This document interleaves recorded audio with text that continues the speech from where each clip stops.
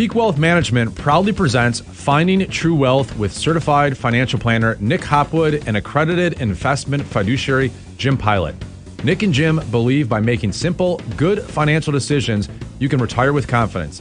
And now, let's turn it over to your hosts, Nick and Jim.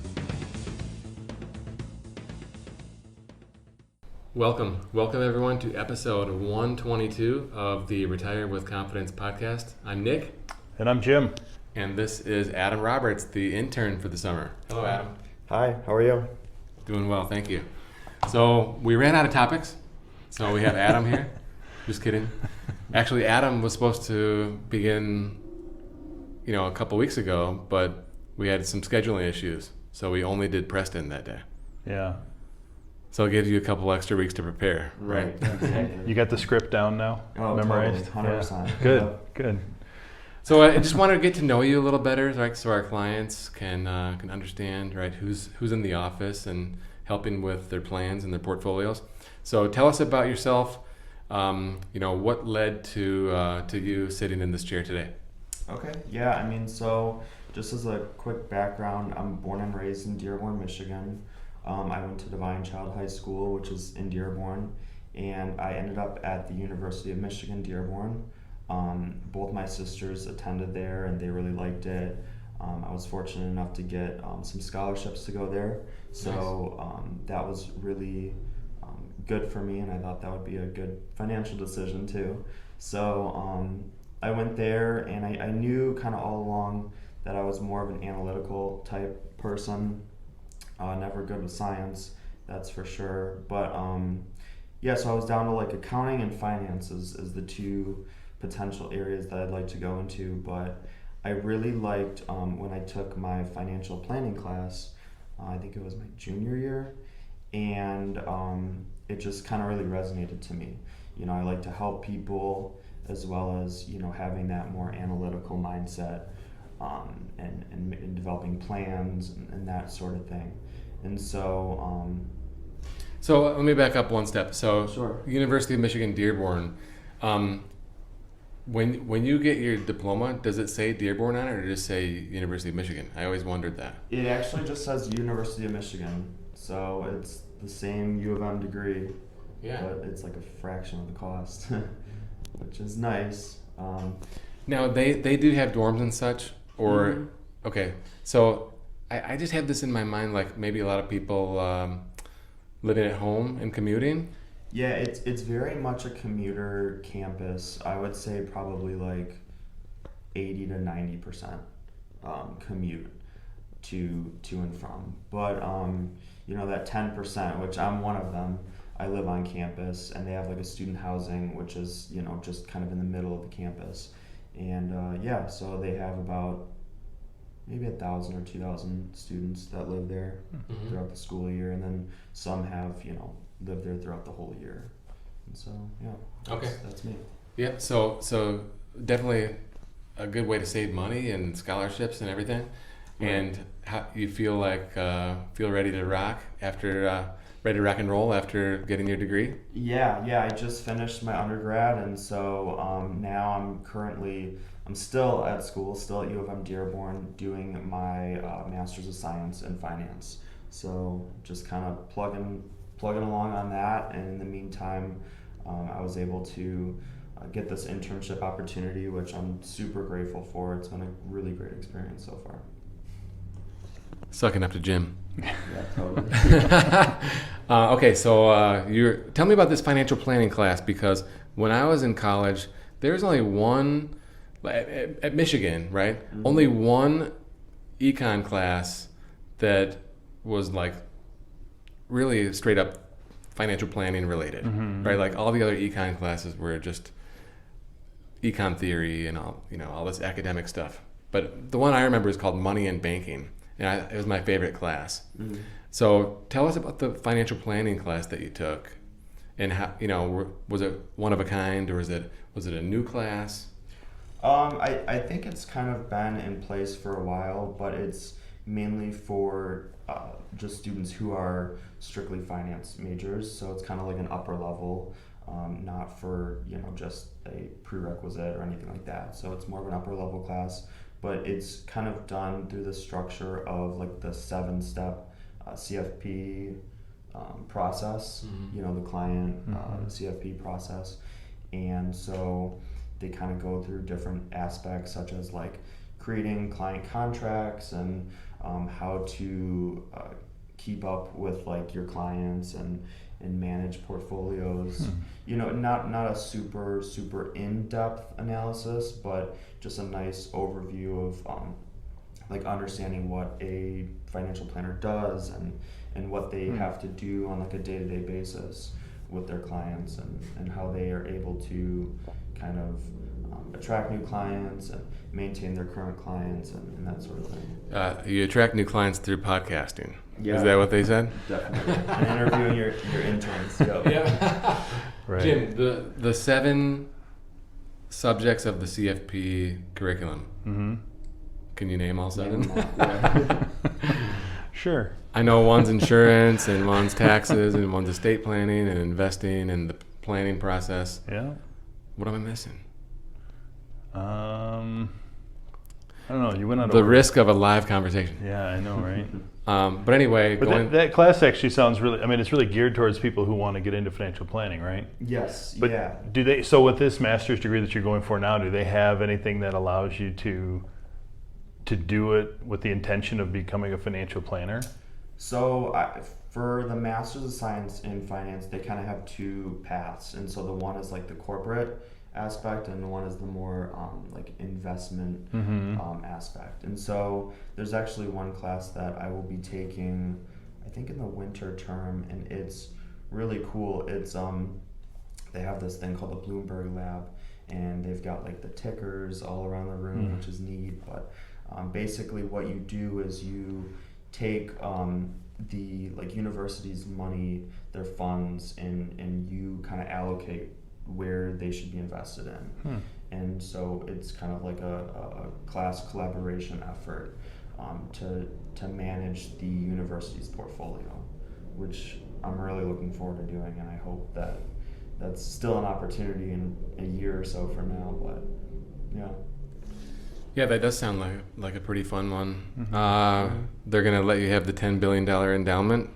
I don't know if it's going to be all that, but they give you some of it and let you work with it. And obviously, it's guided by the professor too, but we get some say in it. Cool. Okay, so that's winter semester. So that's just 6 months away, or it'll be January through spring. Okay. So less than a year. And that's a 1-year program, the Master's in Finance degree? So the way I'm doing it is a 1-year program. I'm just I'm going full time in the fall and the winter semester, and I may still have one class next summer, but the plan is to finish my master's degree in that would be April of next year. So, and I was also fortunate because as I finished my undergrad in the winter semester, I could take like a graduate class, like with those, just to transition into that graduate degree. So then you'll be kind of focusing on CFP, or I think you said that you want to be more on the investment side, right? You said there's 2 tracks with the master's program. It's you want to corporate or investment. And you're going to go investment side? Right. Okay. So then after that, fast forward a year, right?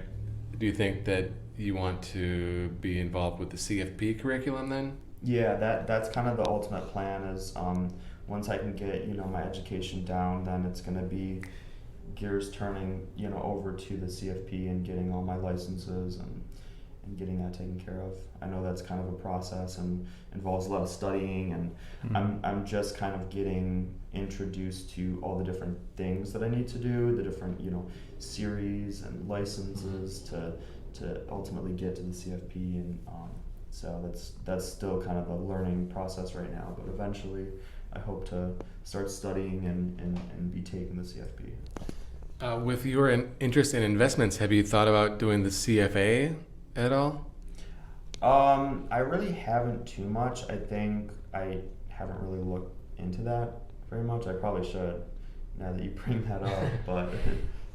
Well, I mean, I just think of the CFP like as what we do, right? Yeah. So that you're not off base by any means.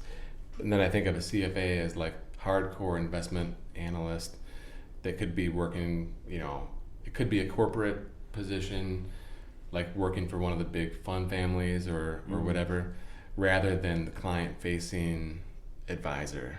I think that's typically the way you see it. What do you think, Jim? Yeah, I would say so. CFA is maybe more behind the scenes, whereas CFP in front of the client, face to face. So, like I always think of the CFA as in the back room with a calculator, like a really huge calculator, and the CFP and lots of charts. Yeah, and the CFP, talking to the client, at the conference table.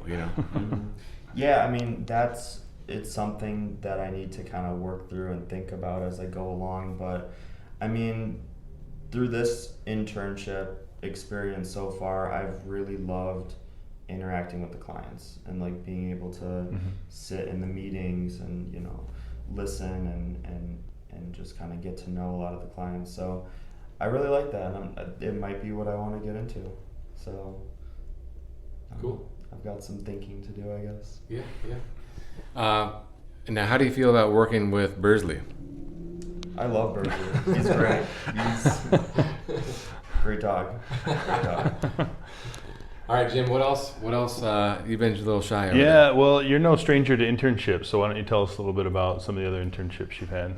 Yeah. So I am also currently interning at DTE in their treasury department. I'm doing more of like a payroll kind of tax auditing role. So it's been a little bit different from what I'm used to, but I'm fortunate to be able to get that like corporate side and just kind of get my feet wet, see what that's like. Because I think this stage of my life is all about learning and trying to get as much exposure and experience as I can, so that I know confidently, whatever I do for the rest of my career, it's going to be the decision that I know I want after being able to get a diverse range of exposure. Yeah, I think that's really smart. Yeah. Absolutely. What else? Anything? Any fun personal hobbies you want to share with us? Yeah. I mean, now that it's summer, I like to play tennis. I played tennis in high school. So I like to keep that up. I've got some friends who are in like a tennis club, so I always hit. And if the coach would have put me in senior year in tennis, could have been state champs, no doubt. Man. Oh, missed opportunity. Yeah, it's always you blame the coach. The coach who's now selling annuities? Yeah, that's right. Now, the truth is I never played tennis, but I do love pickleball. Okay. Have you ever played pickleball? I haven't, no. Okay, so it's 40 and over. Yeah, it's great for 40 plus. Okay. We're not as quick as we used to be, but it's a smaller court with a lower net and Like a smaller the ball. racket or something? Yeah, like a paddle. Okay. Not as small as a ping pong paddle, but not as big as a tennis racket. Got it. And it's like a wiffle ball, kind of like one of those hollowed out wiffle balls. Oh, I knew it wasn't as hard. It wasn't as like springy as a tennis ball, right? Right. It's not as quick of a sport, right? Right. Yeah, it's forgiving. Yeah, there you go. Yeah, but it's a lot of fun. Neat. We play it in Florida whenever we go. Okay. Yeah. And what else besides tennis? In the winter, I love to snowboard. My family and we like to go up to Boyne Mountain and hit the slopes. So I've been doing that for a while. I started when I was really young, and then I stopped for probably about 5 or 6 years, and then recently in high school I got back into snowboarding, and I love it. I'm not a huge fan of winter as it is, so I try to find things to like make me enjoy it and like get through it, and snowboarding is one of those things. Have you ever been out west skiing or on bigger hills? No, I haven't. I want to though so bad, like go out to like Utah or Colorado or something. That would be really neat. Yeah. I'd be into that. Yeah, it's fantastic. Well, Adam, we're happy to have you on board this year at Peak as the 21 summer intern. We're happy that you're enjoying your experience, and we're happy that you like dogs. Yes. Right? That's one of the prerequisites, right?